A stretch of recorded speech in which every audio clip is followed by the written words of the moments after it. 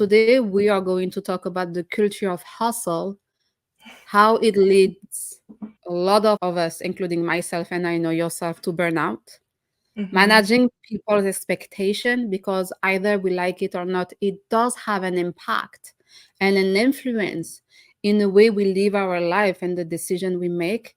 And all of this pressure from society and the hustle culture and the burnout, and it does have an impact on our mental and physical health. Deanna, in this podcast, what I love the most is discovering the unique story behind the women leaders that we see thriving. Because between you and I, we know that behind closed doors, this is not all glitter and sparkly, right? And 100%. and there is a lot of things happening. And so your official title is you are a licensed naturopathic doctor, former counselor, certified sports nutritionist, strength and conditioning specialist, and a branding strategist dedicated to helping high performance entrepreneurs overcome stress and burnout. Behind this amazing title, who is Deanna? Good question. It's a question I'm still trying to figure out, to be honest.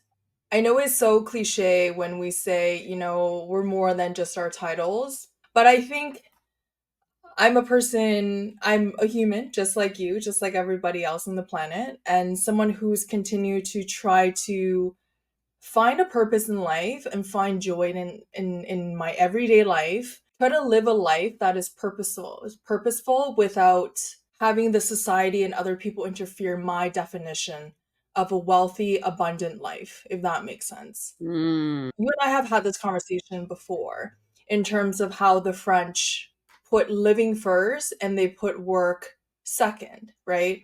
Whereas in our society in North America, we're so driven by our titles, we're so driven by our socioeconomic status, by money, by, whatever it is that's the shiny thing on the outside. We want to show other people who we are. Whereas what I'm trying to figure out with myself is more of how can I show myself all these valuable things and live a life of that value rather than finding that external validation. Tell us more about the concept of the hustle culture as you have lived it and as you understand it. Hustle culture essentially is you have to go, go, go. Even though your intuition, your gut instinct says, I can't go anymore because I got no more to give. But then the hustle culture from the outside says, well, if you don't hustle, you're lazy. You're not going to get anywhere. You have nothing to show. If you have nothing to show, then you're a failure. Nobody likes a failure. And my background is Chinese, and I, come from a Chinese culture. I was born and raised in China, and in China it's very much, I don't want to say it's like North Korea, but it's, very similar because they're both communist countries and everybody's very regimented. Everything's very, you have to do things by the books. And there's always a certain level of expectation in society of respect, which I think is a component that I think everybody should have around the world. Is kids were taught respect, kids were taught, work ethic, all of these amazing things. But then in addition to that, it's like you have to work to the point where you're sacrificing every component of you, because as a collective, we all need to work really, really hard. Otherwise, nobody wants to be left behind. So then that also is a type of hustle culture where you're not really hustling for yourself, you're hustling for the collective, if that makes sense. Whereas I find North America is like the hustle culture is very much, I have to hustle, I have to work in order for me to be better than you, in order for me to make more money than the person next to me. um I think it's ingrained in all of us, and at a certain point I think life happens and the universe throws these nudges at us, and we start realizing, okay, we really have to slow down. So that's kind of my experience with hustle culture. I like that you are bringing that cultural difference about the hustle culture between China and North America. But ultimately, down the line, when we are in our 30s and beyond, the impact and the way we behave is the same. Either it was engraved in us like at a very young age, or through the educational system, or even now through the social media impact, where you see, the successful, quote unquote, people telling you, yeah, you sleep 8 hours a night, and then it means that you have such and such hours to do your 9 to 5, and then do a second 9 to 5, and this and that. You have to attend those events and take pictures and so on and so on. And it is overwhelming. But of course, now that you and I were both in our mid 30s, we have, and that we went through it all, I want to say, or at least a lot of it, we are able to take a step back. But can you tell us more about the way you handled that pressure in your 20s, the impact it has had on you, versus how you handle and manage that pressure now that you are in your mid 30s? Yeah, that's such a great question. Night and day. Very short response is night and day. In my 20s, I was so lost, to be honest. I see the kids these days, they're doing so much with their life. And again, there's always, as humans, we're so eager subconsciously and consciously to compare ourselves with other people. So even now I look at, some people are like, oh, I'm a millionaire or I'm a billionaire at the age of 28. I'm like, good on you. But then a part of me is like, oh man, I was, doing all these things when I was 28. What did I miss? What did I do wrong? Like, what was wrong with me? Yeah, I know that. I know that. Right? Yeah, in my 20s, I worked, I was obviously, I grew up in a household where my parents were like, you have to go to university. Life is was a sequence of predetermined stops. Essentially, that's what life was, and I think for a lot of people it still is, you have to go to a university, get a degree, get a job with a pension, which I did. I used to work for the government of BC in Vancouver. So my mom was very happy because that job has a very good pension. She was not very happy when I left the job because she wanted me to have a good pension 40 years later. So, get married, have kids, wait to die, basically. So that was kind of the sequence of life. And so in my head, I was like, okay, I need to hustle through school. I wasn't really, I loved I love learning, but I hate taking exams. I hate learning for a purpose, if that makes sense. I want to learn for the joy of it, to discover the areas that I'm interested in, but I don't want to learn to take an exam. Like, it just didn't make sense to me. But I had to hustle through school. I pulled a lot of all-nighters, and then I worked 3 jobs at one point to just try to get through school, and then try to, I think, find myself. And through that, I resorted to a lot of other things like partying, alcohol, just to numb a lot of feelings and things that came up, as I think as a lot of people do these days. And those were so temporary. Those were so counterintuitive now thinking about it, because they made me less happy. I was so happy in the moment, when you're out listening to amazing music with, you know sometimes not so great people, but you feel like, okay, I am part of something. I feel this sense of belonging, and that's what all humans want. Is we hustle because we want to belong, because everybody else is hustling, so we want to hustle too, so we feel like, okay, we're part of this collective thing. So I felt a sense of belonging. But then, of course, the next day I'd be really tired. I feel like, oh my gosh, I drank too much or I partied too much. And then this guilt would kick in, and that cycle just continued. And then I would work really, really hard. The harder I worked, the more I felt, oh my gosh, I deserve to party. I deserve to go crazy. And then, of course, it just continues and continues, continues. And I burnt out so much because I felt like, not sleeping, doing a lot of work, hang out Yeah. with friends, that's what success was. Now I'm in my mid 30s and I look back at it, and I haven't had a drink. I think for almost a year now. And it wasn't by choice. It was just kind of like, I don't feel like drinking anymore. In the last few years, I felt like I don't need that, because that was always a coping mechanism for me to just numb myself out. And now I feel so much happier. I sleep better. And if I feel that burnout coming on, like, you know that I had a family emergency for a while, and I wasn't sleeping properly. And with that, the burnout happened, I think, about 2 months in, where my body was just like, oh my god, I can't keep up with this. And I realized, okay, I need to do something. I need to do something to actively address my nervous system rather than waiting until the end, because I was so attentive to my family member at the time that I was like, I can't put myself first. I have to put the other person first. If I don't, then that person, something might happen. So, but then I hit a point where I was like, okay, but you're going back to your old cycle. You can't, unless you take care of yourself, that person, is not going to get the care that they deserve and you can provide. So I ended up, doing less, essentially, is what I ended up doing.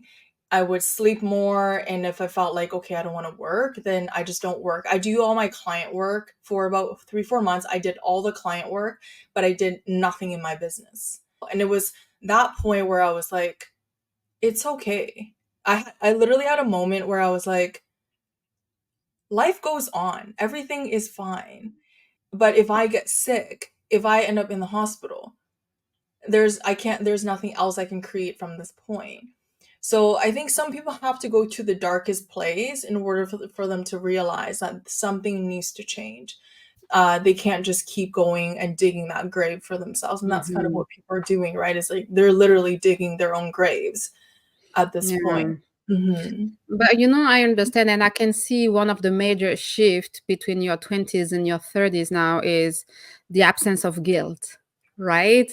And I can relate to that. And I mean, it took me way longer because until not so long ago, I will feel still that guilt of not doing enough, of not trying hard enough, no matter what my body would tell me, until the most recent and the last, I promise that to myself, a breakdown that I had where I ended up in the ER less than a year ago. So it was last year, 2023, in December, where my body just gave up on me. And I felt like it was a big, it may be one of the biggest lessons where my body was like, okay, listen, I have given you those signs for months and months and months. But girl, you are stubborn. So now I'm taking over, I'm taking the control, and I'm just stopping and shutting everything down because it's time for a reset and it's time to stop that nonsense. And as you said, sometimes we have to go through those dark and very hard moments to realize that, okay, self-care is not selfish, not hustling and not being on the go, especially for us women leaders and high achievers. It's hard because we always feel like we have to prove ourselves. And in order to prove ourselves, we have to work twice harder, 4 times harder, 10 times harder. It is a reality. It may sound cliche, we may be all feminist or not, but at the end of the day, internally, it is within us. And so let's talk a little bit more about the physical symptoms of the hustle culture and burnout. Burnout can come out in different forms for different people, but let's talk about some of the physical experience that you went through in your 20s. You said you were unhappy, essentially. You were in this cycle where it was never enough, and you thought that work hard and play hard was the formula to success. But then you struggled with depression and eating disorder. How did you get out of depression and eating disorders? Because I know it does impact a lot of us, and especially a lot of women. And how did you transition from having to struggle and to deal with those illness to ensuring that you nurture yourself from within in order to improve your performance, to improve yourself as a woman, as a leader, as an entrepreneur? For sure, a lot of women really definitely go through a lot of mood issues, and for sure eating disorder, body dysmorphia. It's I feel like it's getting worse, to be honest, with social media, and men are going through it as well. And I was listening to some stats the other day. It was saying that men's rate of body dysmorphia are actually going to exceed women's, which is a little bit alarming. It's really scary.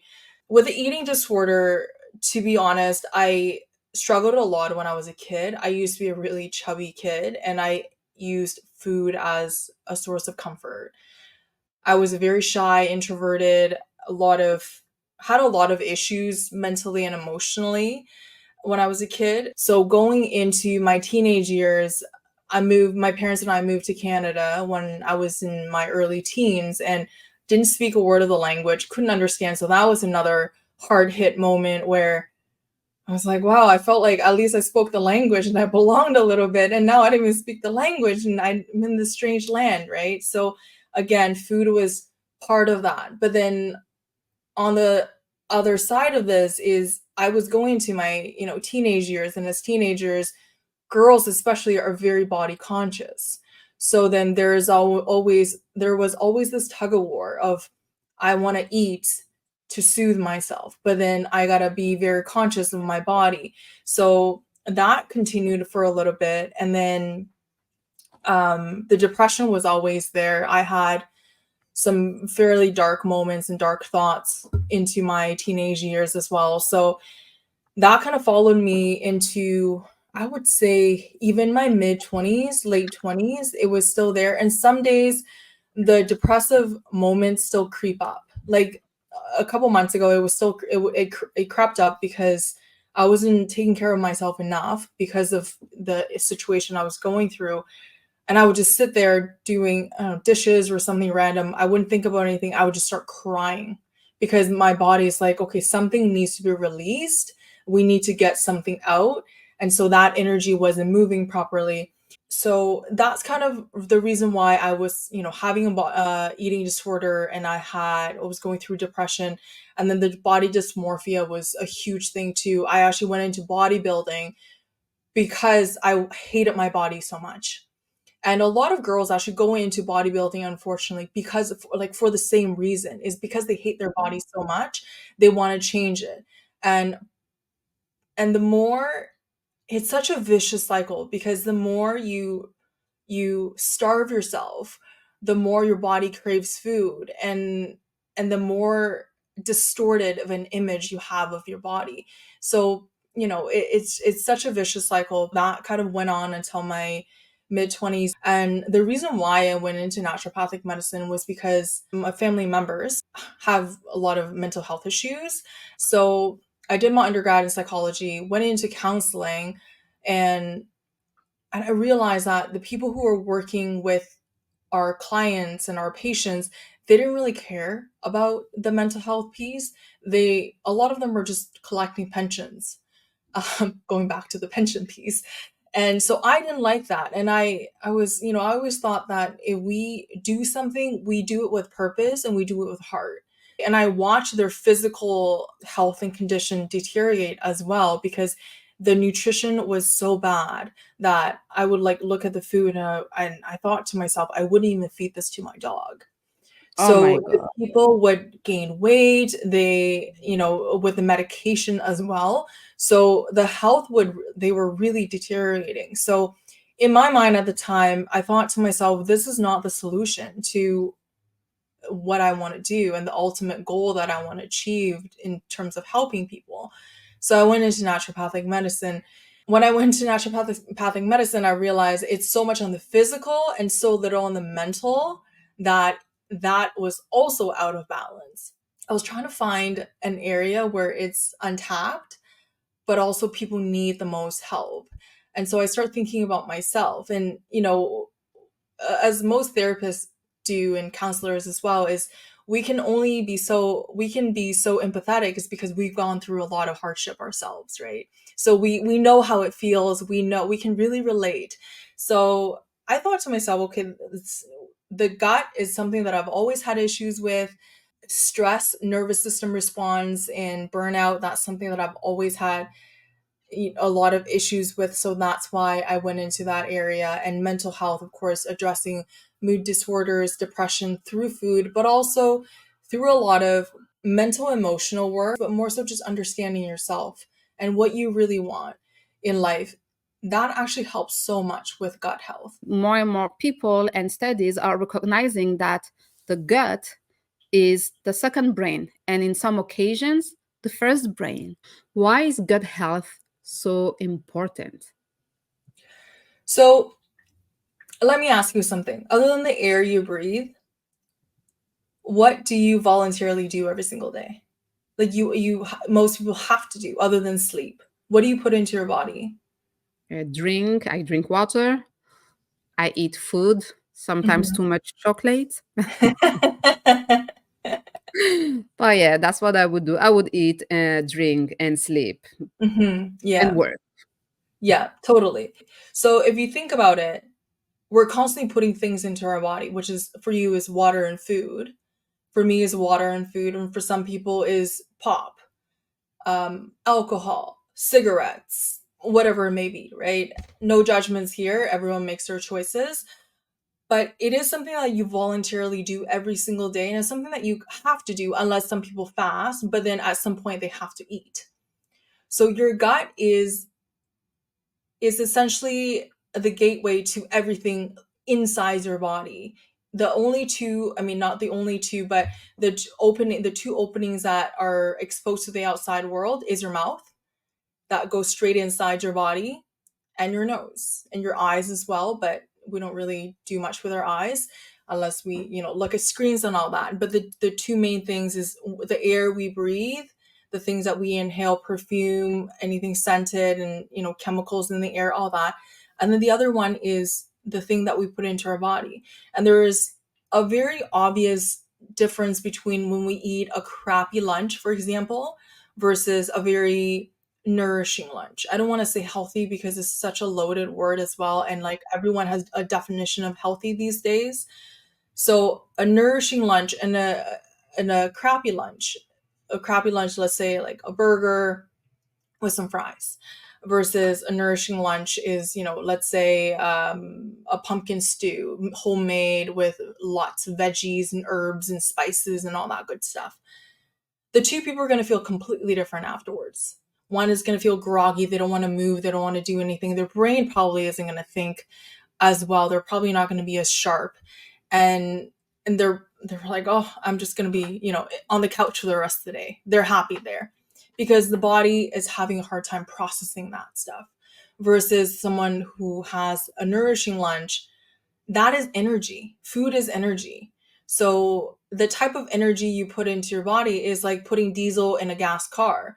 The car's like, okay, great, it's liquid, but I don't know what to do with this. It's gonna wreck me. Versus if you put gas in the car, which is the nourishing food, the nutrients, and the body's like, okay, let's go. I'm ready for whatever adventures you have in mind. Let's do it, right? We need the nutrients to support every single cell in the body. And also we have bacteria in our body, and the whole microbiome thing, everybody knows about it. The microbiome, essentially, I like to think of it as different populations of people. If you think about Earth itself, there are different populations and different types of people. There are different types of bacteria, and they're good bacteria and bad bacteria.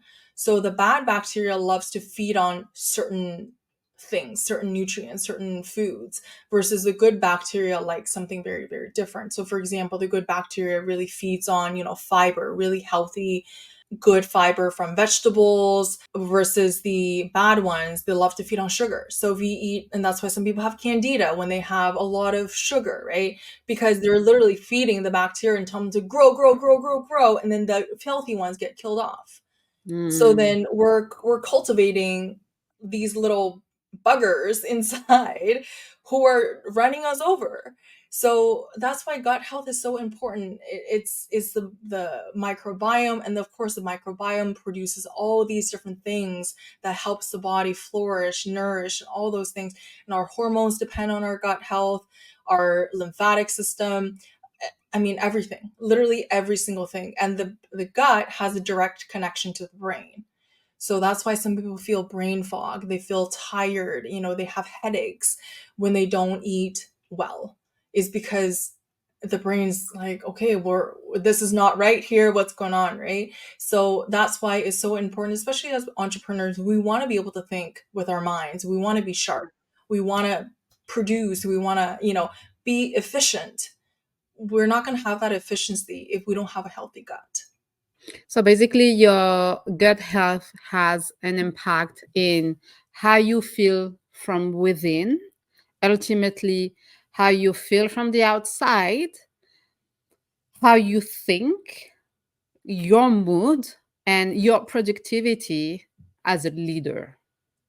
100%. And also alters our mood. The less nourishing foods actually can affect people's moods, people's actually thoughts as well. It's like if my food can determine my thoughts, that's one thing it's so fascinating to me. And obviously we're constantly researching those things and looking into that. And I'll look at a hamburger and I'm like, what are you going to make me think tomorrow? Oh, I like that. The next time I want to buy a hamburger, I will ask myself this question and I will ask the hamburger this question. What intrusive thoughts are you going to plant in my head tomorrow?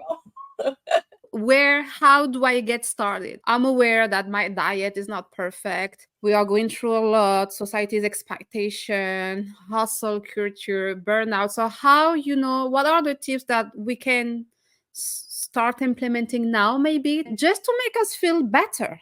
The biggest thing I tell people, everybody in general, myself included, and I only started to learn this when I'm in my mid 30s, or rather living walk the walk, let's just say, is that you don't have to be perfect.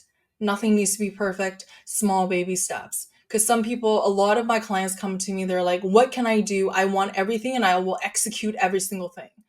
And I will execute it perfectly so, I can get better in a month. But that's not it. Is give yourself grace, give yourself empathy, give yourself understanding, and really just allow yourself to feel into your body. That is the biggest thing. Because we live so much outside of our bodies that if we have, let's say, a stomach ache, we don't even know why there's a stomach ache, because half the time we don't even remember what we ate for lunch. So then every little sign in our body is a sign from the body to say, I don't like this. I like this. Do more of this. Okay, maybe take a break because we're a little bit, overexerting ourselves. So those are all little signs from the body. So the first thing to do is really just to take note. You just observe. And that's why meditation, even praying, meditation, whatever it may be that people practice, is amazing, because you're just calming down the noise and just sifting through the inner voice, and you're feeling into your body. Because so many people walk around, they don't know their body at all. They know their best friend, they know their parents, but when something happens to their body, they're like, oh, this is new. What is this? But then it's probably happened over and over again. They just never really noticed. And like you said earlier, is that the body keeps nudging until you're like, the body's like, okay, you're not listening, so we're going to have to give you a slap. Yeah. Right? So the first step is really to bring that awareness to listen and give yourself grace. If you feel like, okay, I'm bloated today, that's okay. Let's figure it out. And never aim for perfection, because that's an illusion. That's not that, some days I'm still bloated and I know why I'm bloated, and that's okay. And always start from small steps. The small step could be drinking more water. You have no idea how many people I talk to. I'm like, how much water do you drink a day? I don't know, a bottle or two. I'm like, how can you not know how much water you drink every single day? It's yeah, it really blows my mind. But also, if I talk to a financial advisor, they could be like, half the people don't know their money. So it's just one of those things that you see so many of those. So take note of your body and then understand what you're putting into your body is the biggest thing. Because once we know what you're putting into the body, we could start understanding what the problems are and how we can start addressing it, and not necessarily addressing everything at once. I'm not going to tell you, Darlene, you're going to have to take out all your chocolate. And you're going to be like, well, I'm going to hate my life. because I love my chocolate. So Yes. I might say, if you, let's say you have 5 pieces of chocolate a day, and it could be like, okay, well, how about can you have four, and then we can substitute something for that fifth piece. Is not about like swing that pendulum from 60 to -60. It's just about going from 60 to 50 and slowly getting back to balance and finding a way to just understand your body, understand what it needs. And once you understand it, you will know, you start noticing, let's say someone eats, a lot of cold food and the body's reacting to the cold. And a lot of women do this because as in Chinese medicine, cold is such a sensitive thing for women versus in Western medicine it's not very talked about. So a lot of my clients, they're like, oh, I eat salad every day, I drink this ice cold water every day, I have like an iced tea, all these things, and then we just take out a few things and their body immediately feels better. So it's the little things that only when we have that awareness what we're doing can we start addressing. And then the second thing is just, for physical, it's just eating whole foods and experiment and see, eat this food, see how your body feels, how you feel an hour later, how you feel a day later. Some people don't like onions. Like my body doesn't like onions, and I toot like a garbage truck after I eat onions. So I'm like, okay, we're staying away from onions then, right? A part of that is just experimentation. Stick to one thing that you think you want to try for the next 3 weeks. Don't bounce around and eat whole foods. Whole foods meaning something that you can find from a farm, from a farmer, from the butcher, not something in the middle aisles of the grocery store. I'm sure a lot of people have heard of this. It's nothing in boxes, nothing in bags, but more so just the fresh stuff from the earth. It's so simple. It's so simple. Yeah. You make it sound so simple, but it is so simple. I'm here thinking about the clean girl that you see on social media, the healthy lifestyle, which can be good. But listen, I consider myself healthy. I will never be that girl. Okay. I will never be the clean girl from Yeah, social media. And I like that it's about awareness. It's about knowing what kind of food you put into your body, but how does your body react to these foods, right? It doesn't mean that you have to become that girl, that clean girl. It means like you have to acknowledge what do good to your body, not what makes you feel good, because I do eat my emotions as well. I find comfort in food, and I think we should find comfort in food, but not in junk food. That's that's different. So that's my step. That's my big step from learning to find hmm, comfort in food that is good for me, as opposed to finding comfort in junk food, which I used to do for most part of my life.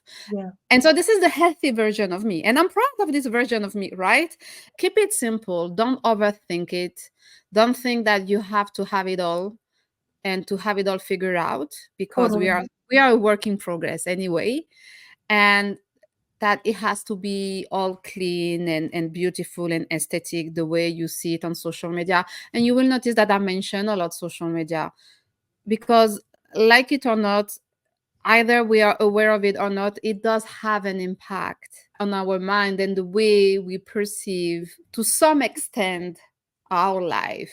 I'm a wise woman now in my late 30s. I have enough You are very experience to wise. say I have enough experience now and enough maturity, because I did that work and I'm still working. Again, I'm a work in progress. I'm like, oh no, listen, that's their life, good for them. This is not my life, and this is not who I was meant to be. Hence the importance to understanding what fulfills you, what's your purpose, and being mindful. We talk a lot about being mindful to others, but how if we start being mindful with ourselves, with the thought we put into our brain and the food that we put into our body, and Mhm. be mindful of our gut health so we can thrive and glow from the inside out. Exactly. Exactly. And skin, I know, you know, Afroa is one of those brands that's just so good for the skin, as I told you, that transformed my face. But also, people think that they buy this line of, skincare brands or whatever it is. It is a magic cure to their skin issues. But the biggest organ on the body is the skin. And so whatever we see on the skin is a reflection of what's going on the inside. Very true. Yeah. So if you want to glow, eat well and use high quality product. That's it. Exactly. Eat well, feel good, and less is more with everything that you do in life. Exactly. Less is always more. Yeah. Efficient and effective. What would you like to be remembered for? What an interesting question. I was actually thinking about this last week. Not that I knew you were going to ask the question, but more of I went to a funeral last week and they were talking, people were giving speeches, and I was sitting there and I was like, wow, I wonder what people are going to say at my funeral. It Oh was my, just one of those moments where I don't yeah. know if you had thoughts like that. I was like, I wonder what people are going to say about me. Yeah, it was really interesting. So I think I want to be remembered as this person who holds space for people to express themselves, whether that's hardship, celebration, struggles, whatever it may be, that holds space for not everybody, certain people. I have my boundaries. Hold space for people, without judgment. It's a constantly a work in progress because I do find myself, because I'm such a huge introvert, I only allow very few people into my life, and I find that my time is so precious to me that I only spend time with very few people. So I'm working on just opening up a little bit more to help more people, but I know that everybody that I come in contact with, that I spend, a little bit of time with, I always try to give them my 100%. So I do want to be remembered as that person who holds space for people unconditionally in a way that is not a detriment to myself, but also giving to the other person, not judgmental, and be able to shed unique insight into the person's situation and help them find relief. Yeah, I think that's what I want to be remembered by. Ask me again in a year.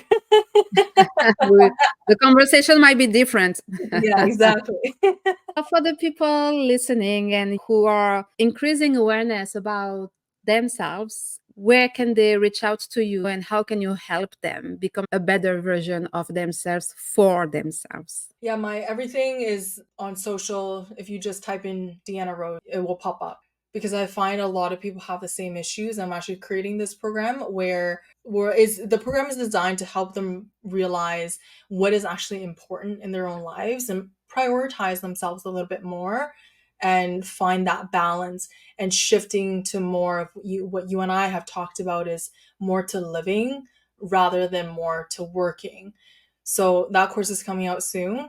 That's the only way that people can work with me right now. I'm limiting my other contacts right now, but when that course comes out, I'm going to be publishing it everywhere. Do not hesitate to give a follow to Deanna on social media. We talked about, talking the talk and walking the walk. And literally, like, this is what she's doing. She showcases the real version of herself, and she looks amazing and she's amazing. So be mindful of who you follow on social media. And Deanna, you want Deanna definitely to be one of them. Thank you, Doreen. That was so sweet. Thank you. I'm like blushing listening to you say that. That means so much. Thank you.